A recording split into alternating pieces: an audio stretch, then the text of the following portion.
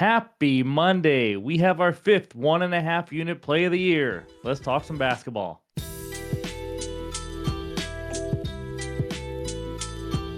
What's going on, everyone? Welcome back in to another episode for Just a Bet Outside. I am your host, Steven, and happy St. Patty's Day to everyone out there. We are back with some NBA action. It wasn't the weekend I wanted, I'll tell you that. We had a losing weekend, lost a couple units. We'll get past it and hopefully turn it around this week, but we'll go over that in the recap in just a little bit. Quick reminder. Here we go, baby. The first MLB Best Bets video is out now for Game 1 for the Dodgers and Cubs in that Tokyo series, so be sure to go check it out. We give you all the research help you need like usual, and then we give you our best bet and some leans, so go check it out. But before we get anything, you guys know any graphics you see in this video are from an app called OUTLIER, the best betting research tool on the market today. I use it for MLB as well, just so in case you guys are curious. Not all these betting research apps have all the sports. MLB has some really valuable information as well. So if you guys want to try it out, click that link below in the description. You get a 7-day free trial. So let's get into it, and let's start out with a little dad joke.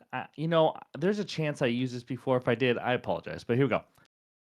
I took a poll and found that 100% of the people in the tent didn't like it.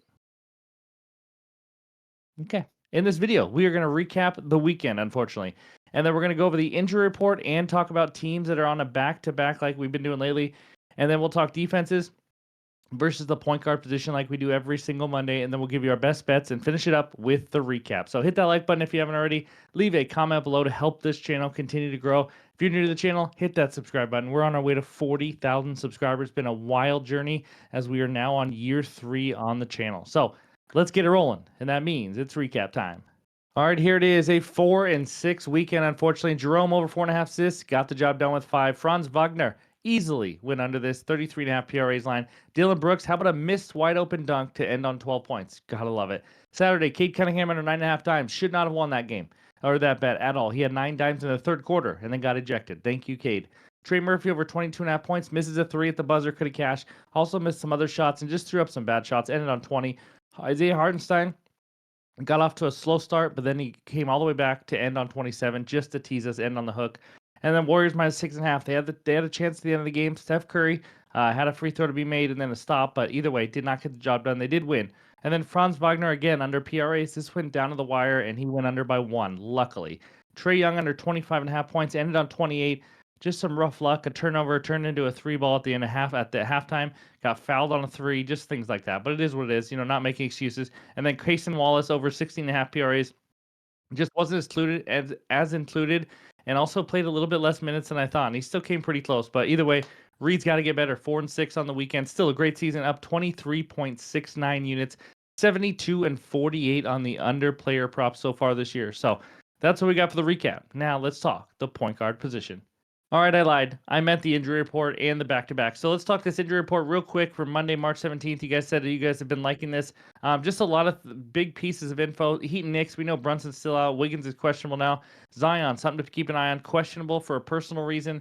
And then Sixers, Rockets, I don't even know anymore with the Sixers. I just put their whole roster. Amen Thompson's still out. And the Pacers, T-Wolves has a lot of them. We'll talk about that game later, but as you see there, 3 guys questionable. Another Pacer is out along with Pascal Siakam is out for that game. And then Bulls at Jazz. Jazz might be playing more players now that they're getting in trouble, but Clarkson and George are questionable. Collins is still out, and then Kobe White probable. Josh Giddey is doubtful. Over there on the right side, John Morant questionable a lot this year, along with Aldama. Trey Lyles as well in that game, and then Barrett and Jacoby Walter questionable. Dick out.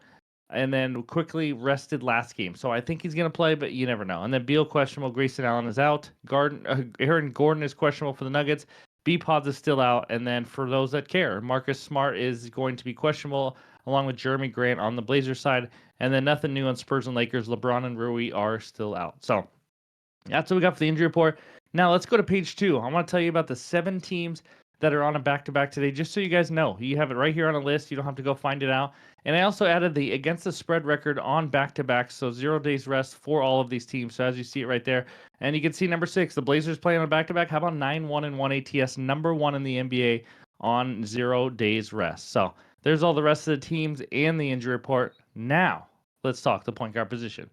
All right, we start with the defenses giving up the most points to the point guard position. Any team or player that's in green just means They are playing today. All these stats the last 30 days. So Spurs giving up the 6th most points to the point guard position. They are facing Mr. Luka Doncic, 28.5 points per game. And then you see the Pistons playing today, Knicks and Jazz. And then over there on the right, Steph Curry playing, obviously, John Morant, questionable, Kate Cunningham, Jamal Murray, and Anthony Simon. So that's what we got for the points. Now let's check out the rebounds. And we got one matchup. The Sixers right across the board against Fred Van Vliet. 4.5 rebounds per game. Sixers giving up 6.3. Luka leading the way up there at 9.5. So that's what we got for points and rebounds. Now let's check out the assists. We got 3 matchups here. We got the Pelicans facing Cade Cunningham, who's averaging 8.8 assists per game. Spurs 9.3 giving up, facing Luka 8.3 assists. A lot of Luka on these screens, that's for sure. And then the Bulls 8.5 per game, facing Isaiah Collier of the Jazz, 7.5 assists per game.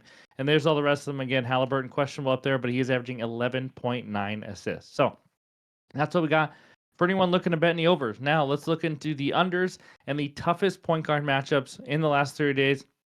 And we have a ton of teams playing today that are really good against the point guard position. Warriors, Pelicans, Bulls, and Kings. Top 4 giving up the fewest points per game. Warriors 19.4. That is very impressive.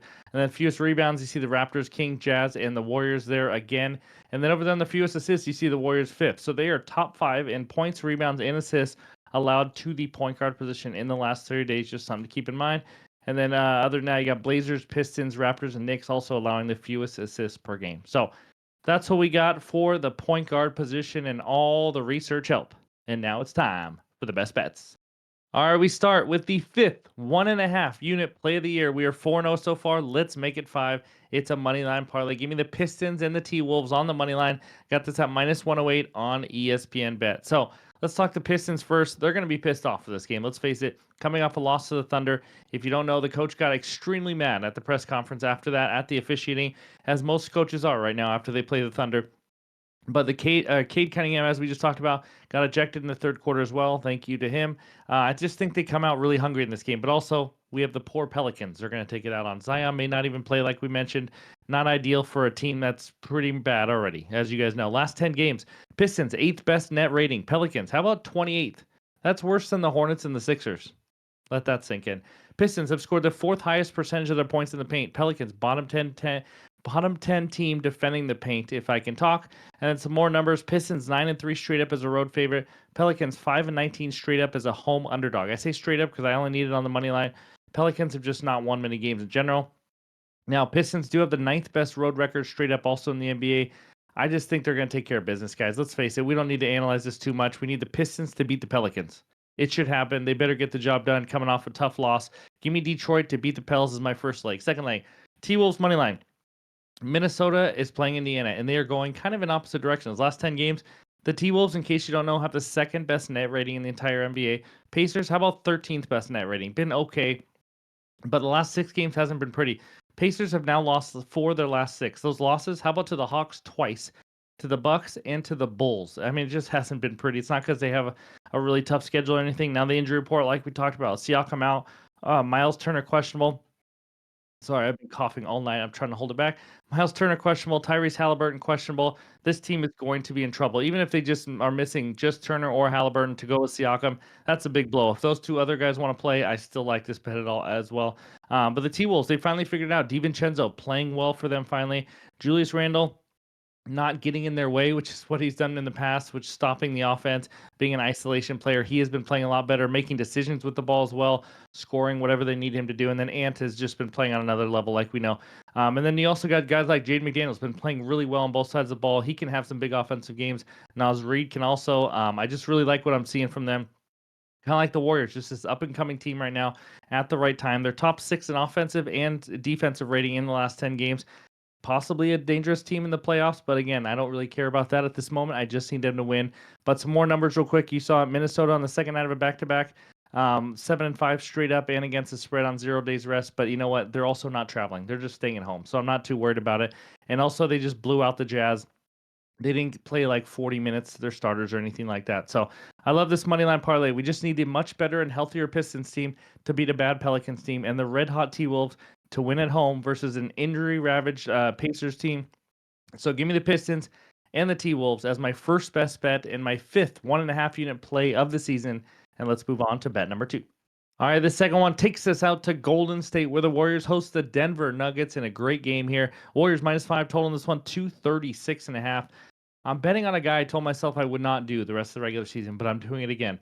Nikola Jokic over 12.5 rebounds at -106 on FanDuel. This can be a half unit play for me here. So Jokic can be a tough player to bet. We know that. He could go out and score 40, or maybe he wants to dime it up 16 times. But you know what? I just care about the rebounds. He can do whatever he wants with the points and assists. But in his last 10 games, as you can see by this outlier screenshot, he's been a monster. Over this line in 8 of the last 10, averaging 14 rebounds per game on 20.5 rebound chances as well. And if you don't know, Jokic in his last 15 games has pulled down 67% of his rebound chances. So just so you can do the math there, that we like our chances. But this is about that juicy, juicy, juicy matchup. In the last 30 days, the Warriors have given up the most rebounds to the center position. It doesn't get any better. They're actually one of only two teams giving up more than 18 rebounds per game to centers in the last 30 days. Spurs are the other one. But recent centers versus the Warriors, Cat had 12 rebounds.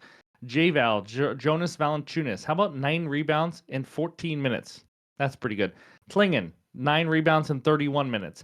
Jalen Duren, 13 rebounds in just 29 minutes against the Warriors. Even Nick Claxton grabbed 9 rebounds in 30 minutes. He's averaging like 7 on the season. Jokic plays more minutes. He gets more rebound chances than all these players, so you guys get it. The most similar would maybe be Cat, but other than that, this guy is a monster on the glass compared to some of these guys. We just need this game to stay competitive. Please, NBA gods, keep this game competitive. When he gets 38 plus minutes, he goes over in 18 of 27 games, averaging right around 14.5 rebounds per game. So give me the Joker over 12.5 rebounds. That's my second best bet. All right, this third one takes us out to Madison Square Garden, where the Knickerbockers host the Miami Heaterbuckers. Knicks -7.5. Total in this one is 212. I got an under, baby. That's right. Give me Bam Bam Adebayo under 9.5 rebounds at -112 on FanDuel. A 1 unit play here for me. So he has not been attacking the glass. If you don't know much about Bam lately, in the last 5 games, he's actually under this and 4 of the last 5, averaging just 8.4 rebounds per game, thanks to one game where he had 14 versus Charlotte. But what I care about more, he's only averaging 13.5 rebound chances per game in the last 5. I mean, that's just not a lot. Khalil Ware has been in and out of the lineup. They just put him back in the starting lineup last game. He played well. I expect him to be there again. And Bam last game, with Khalil Ware starting, had 6 rebounds on 8 rebound chances. That's it. I mean, his rebound chances weren't even over this line itself. But it's a beautiful matchup for the under if you don't know the Knicks. They have given up the third fewest rebounds per game to the power forward position. And if you say, well, Bam sometimes plays centers. Okay, well, they're harder on them. Second fewest rebounds to the center position. And he's going to play a little bit of both positions, but he does start out and play a majority of minutes at the power forward with Khalil Ware there. But honestly, interchangeable. But here's the deal with this game, I expect him to be guarding Cat. I mean, that's just the bottom line. They're not going to put the rookie Khalil Ware on him.